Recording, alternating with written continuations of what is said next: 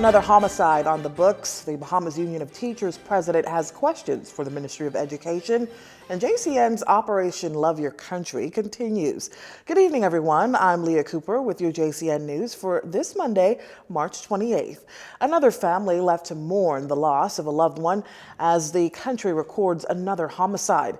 The shooting death of a man occurring just hours after the Prime Minister held his conclave to address murders here in the country. Criminal detectives are now hunting for the person or persons responsible for Sunday night's shooting, a man believed to be in his early 20s. According to police press liaison officer Superintendent Audley Peters, information on this homicide was a bit sketchy when he addressed the media on the scene. However, it was sometime after 9 p.m. Officers were called to Palm Tree Avenue and Blue Hill Road, where they met the body of a male slumped in a car with apparent gunshot wounds about the body. On the arrival of the first officers, they found a small gray vehicle which collided into a fence. An inspection of that vehicle revealed an adult male slumped over in the driver's seat, unresponsive. Emergency medical services visited the scene, and following their assessment, the victim was pronounced lifeless. The details in this investigation, or this incident rather, is somewhat sketchy, and so we're putting the pieces together. It appears that this incident would have started from one scene and ended up at this location. Superintendent Peters adds that the first part of this homicide took place on the main Blue Hill Road, where officers found some evidence, with this being the 33rd homicide for the year and the 18th this month. Reporters questioned Superintendent Peters for insight on what police are doing to fight this ongoing war against crime. He says that police have changed their approach to fighting crime in response to trends. What we're doing is allocating our manpower to meet whatever the challenge is in particular areas. An example, we placed a mobile vehicle in the community of Thompson Lane. If necessary, we may have to do that in other areas. We've beefed up the patrols in a zoned area that we consider to be a hotspot per se. In the recent days, you'd see it jumping from one area to another area, and so we've added additional manpower from either the flying squad or the mobile patrol unit, as well as another unit we have in place that I won't mention at this time. With information being sketchy, police could not say if this homicide is connected to any of the other recent homicides. Investigations continue. Meantime, Prime Minister Philip Davis, Deputy Prime Minister Chester Cooper, official opposition leader Michael Pintard, as well as the cabinet of the Bahamas convened in an urgent conclave on Sunday at the office of the Prime Minister to address the sharp increase in murders in the Bahamas. That meeting also included other high-level stakeholders, including the Royal Bahamas Police Force and the Royal Bahamas Defense Force and the Department of Public Prosecutions.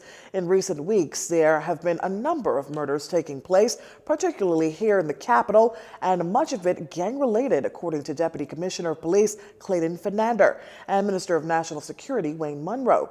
During yesterday's meeting, Prime Minister Davis, too, noted that while much of the murders are clearly gang-related, however, he also says it is clear that a range of other factors are contributing to this spike.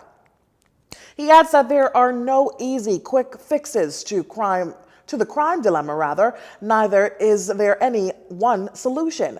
34 murders have been recorded so far this year, including a murder in the Coconut Grove area last night.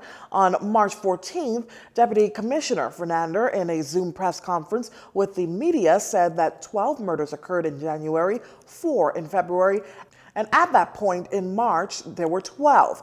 Since that time, there have been 6 more murders in country, at least 2 of the murders that occurred during a bloody weekend this month. The victims were not intended targets, according to DCP Fernander. Prime Minister Davis notes that during the conclave, they were able to identify immediate measures that will help to reduce levels of crime, adding that he will have more to say on this issue in the coming days. Also present at the conclave were the Bahamas Crisis Center,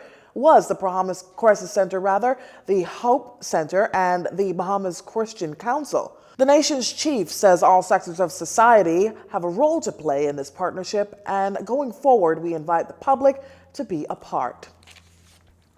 Bahamas Union of Teachers President Belinda Wilson responding to a leaked report conducted by the Department of Statistics on infrequent and non-users of the Ministry of Education's Learning Management System, or LMS. She says she's not surprised by the report's findings.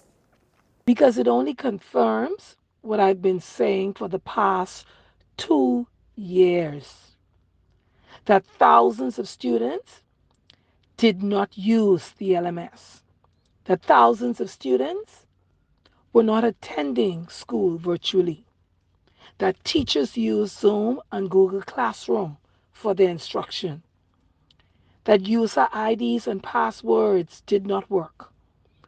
Some students were no longer attending public schools.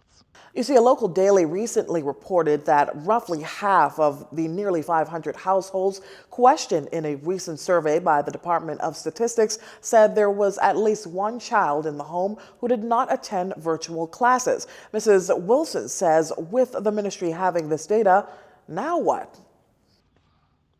I have pertinent questions. What changes will be made to the curriculum? What new policies will be created and adopted? What new strategies will be implemented to ensure that the same things will not reoccur if we have to revert fully online learning?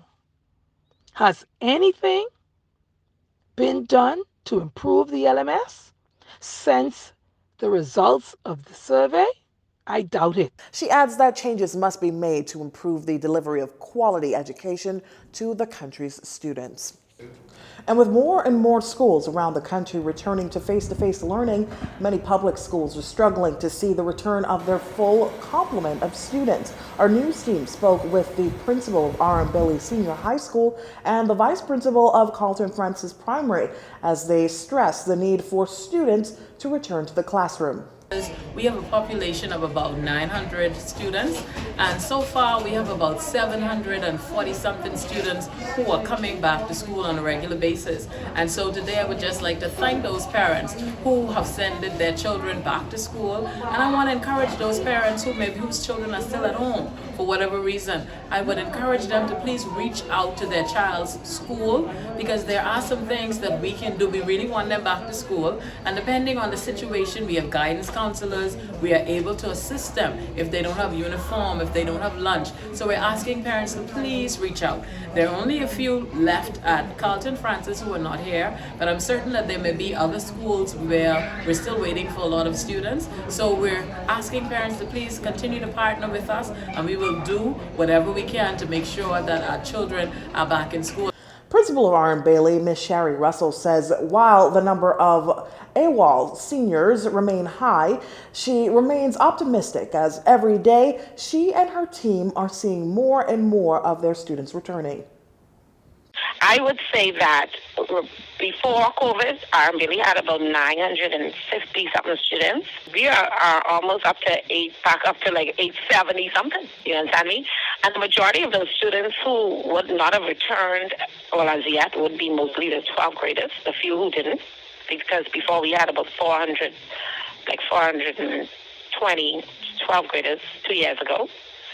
10th graders, they were 10th graders then, but they're now in grade 12, so we up to 3+. Ms. Russell notes that with all the ministry is doing to bring students back, her and her team are waiting with open arms to welcome returning students.